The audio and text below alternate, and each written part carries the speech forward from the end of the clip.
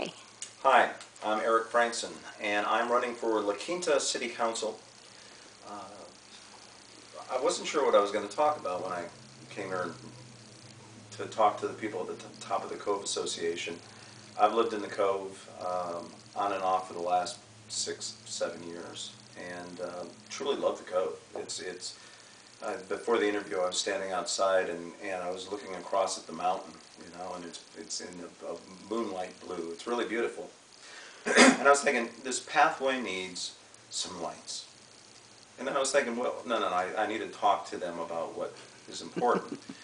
And so then I started thinking about it, and I just got back from a debate at Trilogy, and I come across a little bit angry because I have a lot of my friends that are in trouble, and I see a lot of the little people like us sort of all being pushed off a cliff, and we're told to look at the horizon, and we look at the horizon. They tell us to look at war, and look at tsunamis and earthquakes, and look at Obama, and look at the federal level of government, and look at things we have no control over, none.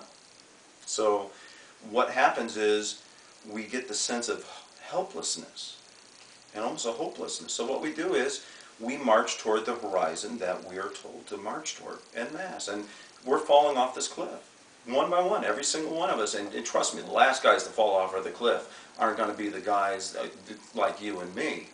They're going to be globalists, because they don't care, but I care. And so I decided to get involved. I started thinking about how to reverse this trend and how to protect my neighbors and my friends. And I came up with a theory of potato politics. And potato politics basically is, you have a pile of potatoes. We have 44,000 potatoes in our city. And this city of potatoes is made up of commerce, and it's made up of community. And you have to have people and business. That's the way it works nowadays. So they've thrown these potatoes in this pile, and the business potatoes are much bigger than the regular us potatoes because they take up more resources. Some of them are huge. Some of them, like Walmart, are the size of cars, and they're throwing these potatoes up in this pile. I was thinking about this. I was looking at my potato patch in my yard, and I was thinking, what makes a potato pile rot? And the answer is, the big potatoes smash the little potatoes. They crush the little potatoes, and it causes not only the little potatoes to rot, but the whole pile to rot. So how do you change that? Pretty simple, actually. You take the biggest potatoes, and you prioritize them on the bottom of the pile because they can support the most weight. And you take the little potatoes, are elderly, and are homeless, and are addicted, and are hopeless. The people that some people think as disposable, and you put those little potatoes on top of the pile, they need the most support. And it's just reprioritization of the funds that we have. We're a prosperous town. We just don't have our priorities set up the right way. So what I'm doing is, I was going to come in, I was going to talk about paint. I still have paint on my arms and my hands, you'll notice. I've been painting my own signs, and you'll see them all over town. And they have little messages to make you think a little bit.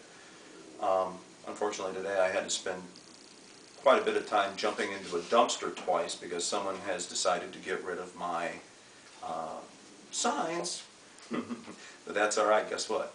I can make a lot of signs, and I'm going to make more signs, and they can get rid of all the signs, and I'm still going to keep running.